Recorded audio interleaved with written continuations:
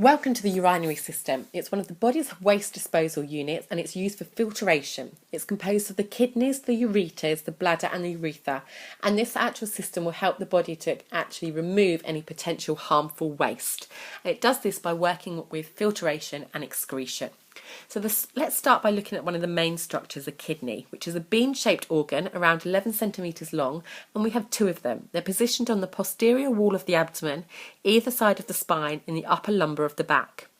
When on its way through the body, there's about a quarter of the blood total in circulation passes through the kidneys to be filtered of any toxic substances that can cause harm before it's recirculated back into the cardiovascular system. A kidney structure has two distinct parts. You have the cortex on the outside and the medulla on the inside. Now the medulla leads into an area called the pelvis or the renal pelvis, and it's the concave centre of the kidney which is known as the hilum, and it's at this point where your blood vessels, your lymph vessels, your nerves and the ureter enters the organ. Your kidney tissue is made up of over 1 million twisted tubes called the nephrons. Now these nephrons do your kidney's work of filtering and excreting. So the function of a kidney then is to filter the blood, reabsorb any useful material that the body will need and actually then form urine. So let's break it down by looking at the renal pelvis. It's the funnel-shaped cavity which connects the medulla to the ureter. It collects urine from the tubules in the medulla and passes it onto the ureter.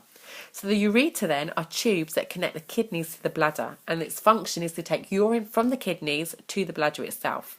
The presence of urine inside them stimulates mechanical contraction, which propels the fluid forward.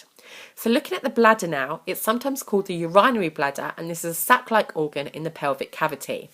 Now the function of a bladder is that it acts as a reservoir for urine and can hold around 200 millilitres. Once this amount has been collected, the presence of the liquid will stimulate the autonomic nerve endings in the bladder and the walls will contract. The bladder has an internal sphincter which relaxes when the walls contract, and this opens and empties the urine into the urethra. Now the urethra is a narrow tube passing from the bladder to the outside of the body. It has an external sphincter which is voluntarily controlled by the central nervous system. It's shorter in women and it makes them more susceptible to infection. The function of the urethra is to take urine from inside the body to the outside, and in men the urethra is also the passageway for semen. So let's look at the 3 stages of filtration now and urine production. Filtration in the Bowman's capsule. So blood enters the kidney via the afferent enterals. These tiny blood vessels become the glomerulus, and it's a tangle of capillaries surrounded by the glomerular capsule, and this is also known as the Bowman's capsule. The blood in the capillaries is under pressure, and since the capillary walls are permeable to water and other substances, these pass through into the capsule whilst blood cells and protein remain in the blood vessel. The Bowman's capsule serves as the collection point for the waste products carried in the blood. However, at this point the capsule has also collected other substances which are not waste, and these need to be reabsorbed as they pass through the nephron. So the reabsorption, so once the filtered substance have been collected by the capsule, they are passed into the system of twisted tubes known as your convoluted tubules. These tubes of the nephron will lead away from the Bowman's capsule and known as your proximal convoluted tubules. These straighten out into a long loop called the loop of Henle, which passes into the medulla and back into the cortex. Finally, there is another series of twists called the distal convoluted tubules. Reabsorptions take place in these tubules, and cells in the lining of the tubules are able to absorb any water, glucose, salts and ions which the body needs that must be disposed of as waste. Only 1% of the liquid filtered into the Bowman's capsule is actually excreted as urine. The rest is reabsorbed into the body. Now the collection in the pelvic calyces is when the nephron straightens out into the collecting tubules in the medulla.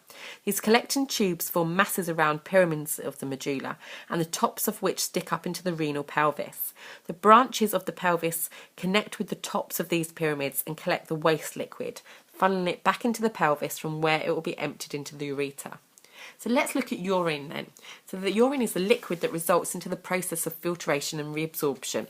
The amber coloured liquid is composed of 96% water, 2% urea and 2% other substances. This could be ammonia, sodium, potassium, phosphates, chlorides, sulfates and any excess vitamins. The salts must be excreted in order to maintain the correct balance of fluids and electrolytes in the body. The colour of urine comes from bilirubin, which is a bile pigment. Normal urine is acidic, but this varies depending on the diet. So around 1.5 litres of urine is produced every 24 hours, which is only a small percentage compared to the amount of liquid filtered from the blood in the glomerulus. Urine production is increased by liquid intake and cold weather and decreased by drinking less and any activity of state that increases sweating. Human needs a minimum of 0.5 litres of water per day for waste removal. You will be studying the diseases and disorders as part of your research activity.